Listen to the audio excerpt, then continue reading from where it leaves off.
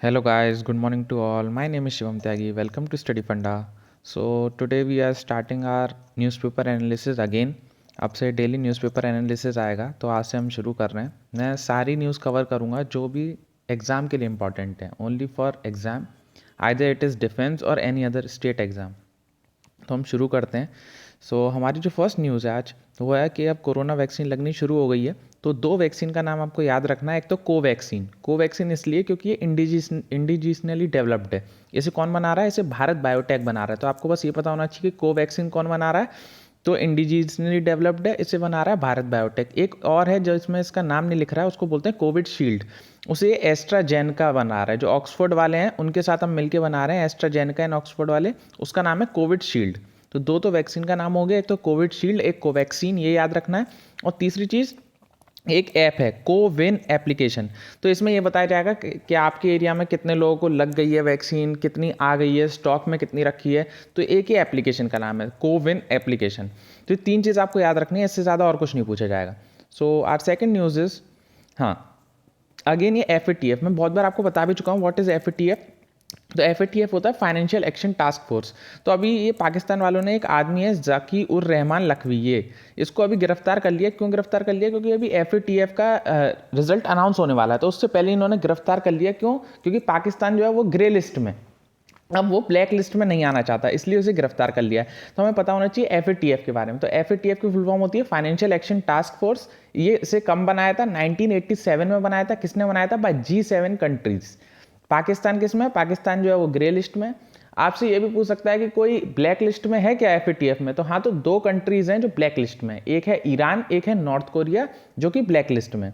फिर एक दूसरी भी चीज़ यहाँ लिख रही है, FATF and it's Asia Pacific joint group. तो एशिया पैसिफिक ज्वाइंट ग्रुप क्या है? ये अपने रीजन का पार्ट है। जो एशिया पैसिफिक में जितनी कंट्रीज हैं वो देखती हैं। FATF और एशिया पैसिफिक ग्रुप क्या देखता है? टेररिज्म के मामले या मनी लॉन्ड्रिंग का मामला, ये सब देखता है। तो APJG जो है, इसमें इंडिया पाकिस्तान दोनों आते हैं, क्योंकि इंडिया पाकिस्तान दोनों एशिया पैसिफिक का पार्ट है। तो बस आपको याद रखना चाहिए कि FATF और एशिया पैसिफिक ज्वाइंट ग्रुप किससे रिलेटेड है? तो टेररिज्म एंड मनी लॉन्ड्रिंग से रिलेटेड है। इससे ज़्यादा और कुछ नहीं पूछा जाएगा। तो ये सेकंड न्यूज़ हो गई। थर्ड न्यूज़ पर हम चलते हैं। तो यहाँ पे हमारा ट्रेड डेफिसिट ग्रोज हो गया है। बस हमें पता होना चाहिए डेफिसिट्स के बारे में, क्योंकि आप अपनी इकोनॉमिक्स की NCERT खोल के देखेंगे तो उसमें सारे डेफिसिट, पूरे बजट के बाद डेफिसिट बहुत अच्छे से दे रखा है और डायरेक्ट पूछा जाता है what is trade deficit, what is revenue deficit, what is current account deficit. तो ट्रेड डेफिसिट, जैसे नाम ही बता रहा है, ट्रेड में घाटा। ट्रेड में घाटा कैसे? कि हमने एक्सपोर्ट और इंपोर्ट में जो डिफरेंस है उससे हम डिसाइड करते हैं। अगर हमने एक्सपोर्ट कम करा है और इंपोर्ट ज़्यादा करा है, मतलब हमने देश से सामान को बाहर कम भेजा है और हमने मंगाया ज़्यादा है, तो डेफिसिट हो जाता है, ट्रेड डेफिसिट। इंडिया जो है वो भी ट्रेड डेफिसिट से गुजर रहा है, जो कि बहुत बढ़ चुका है, 15 बिलियन बढ़ चुका है। तो इसका मतलब क्या है कि हम एक्सपोर्ट जो है वो कम कर रहे हैं और इंपोर्ट, बाहर से हम सामान ज़्यादा मंगा रहे हैं। इसीलिए कहते हैं मोदी जी की आत्मनिर्भर बनो, इंडिया में सब बनाओ। क्यों कहते हैं? ताकि हमारा ट्रेड डेफिसिट जो है वो थोड़ा कम हो जाए। तो ये तीन न्यूज़ थी फ्रंट पेज से जो इंपॉर्टेंट थी। आगे बढ़ते हैं हम, देखते हैं, चलते हैं। मैंने आपके लिए पूरा हाईलाइट करके रखा हुआ है, जो भी इंपॉर्टेंट न्यूज़ आएगी आपको दिख जाएगी यहाँ पे। हाँ देखिए, अगेन ये इंपॉर्टेंट न्यूज़ है कि जनरल रावत जो है मीट कर रहे हैं सोल्जर से इन अरुणाचल प्रदेश। अब आप ये सोचेंगे कि इन्हें सडनली याद क्यों आ गई अरुणाचल प्रदेश जाने की। तो ये यहाँ पे नहीं लिख रही है न्यूज़, ये कल की न्यूज़ थी कि चाइना ने कंप्लीट कर लिया अपना track laying work, railway line का वर्क था वो कंप्लीट कर लिया कल चाइना ने अरुणाचल बॉर्डर पे। किस किस के बीच में? लहासा एंड निंगची। इतना डिटेल में नहीं पूछा जाएगा, बस मैंने ये बता दिया आपको कि गए क्यों हैं। कोई भी चीज़ ऐसे ही नहीं होती, उसके पीछे रीज़न होता है। तो जनरल रावत अरुणाचल प्रदेश इसीलिए गए क्योंकि चाइना ने अभी अपनी रेलवे लाइन कंप्लीट कर लिया है, जो एकदम अरुणाचल बॉर्डर के एकदम क्लोज में। तो बस इतना याद रखना है, इसमें और कुछ इंपॉर्टेंट नहीं है। एक्चुअली जो न्यूज़पेपर आता है उसमें आपको थोड़ा समझना भी पड़ेगा। ये नहीं है कि सब एग्जाम के रिलेटेड ही इंपॉर्टेंट है, क्या हो रहा है आपके आसपास वो भी जानना पड़ेगा। जैसे ये इंपॉर्टेंट है एग्जाम के लिए। इसमें एक रामसर साइट का जिक्र हुआ है। कौन सी Ramsar site? Deepor Beel. Please remember कहाँ पर है? दीपर भील। ये एक ही साइट है जो आसाम में है। आसाम में केवल एक ही रामसर साइट है जो दीपर भील, जो आसाम में। रामसर साइट्स क्या होती हैं? रामसर साइट्स होती हैं, ये डिक्लेयर करती हैं कि कौन सा एरिया वेटलैंड में आता है, तो उसको हम बोल देते हैं रामसर साइट्स। तो ये कब शुरू हुआ था? It was established in 1971। Ramsar site जो शुरू हुई है वो 1971 में किसने शुरू करा? By UNESCO. और जो शुरू 1971 में इसका गठन हो गया था, 1975 से ये लागू हो गई। तो इतना डिटेल में नहीं पूछा जाएगा, बस ये पूछा जा सकता है कि रामसर साइट को शुरू किसने करा है, तो बाय यूनेस्को। बस आपको इतना ध्यान रखना है। आज का आपका क्वेश्चन ये है कि किस स्टेट में मैक्सिमम रामसर साइट हैं, अभी ऐड हुई हैं बहुत, 8 रामसर साइट दोबारा से ऐड हुई हैं, तो इससे बहुत ज़्यादा डिफरेंस आ गया। आपको बस ये बताना है कि किस स्टेट में सबसे ज़्यादा रामसर साइट हैं। दीपर व्हील तो मैंने आपको बता दिया कहाँ पर है। दीपर व्हील जो है वो आसाम में है, आसाम की इकलौती रामसर साइट है, इससे ज़्यादा और कुछ नहीं पूछा जाएगा। रामसर साइट तो आपको सारी पता होनी चाहिए कौन सी किस राज्य में, तो ये डायरेक्ट एग्जाम में पूछते हैं और इसमें कुछ इंपॉर्टेंट नहीं है इस न्यूज़पेपर में। हाँ, एक बार याद रखिएगा, वूली राइनो ये फाउंड किया गया है from the ice age in Russia. तो बस नाम याद रखिएगा, वूली राइनो कहाँ पाया गया है, रशिया में पाया गया है from the ice age. Ice age क्या है, मतलब एकदम ही आइस में दबा हुआ था, इतना पुराना है। इसको फाउंड किया गया, एक डायनासोर के जमाने का है, राइनो लग रहा है तो इसका नाम याद रखिएगा, वूली राइनो। कहाँ पर फाउंड किया गया है, इन रशिया।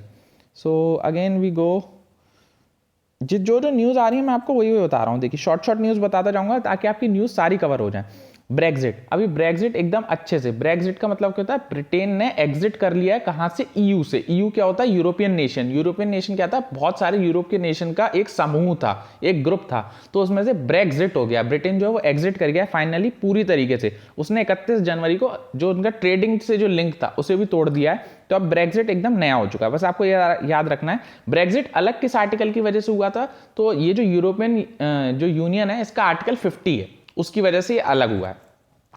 बस इसमें यही जानना है।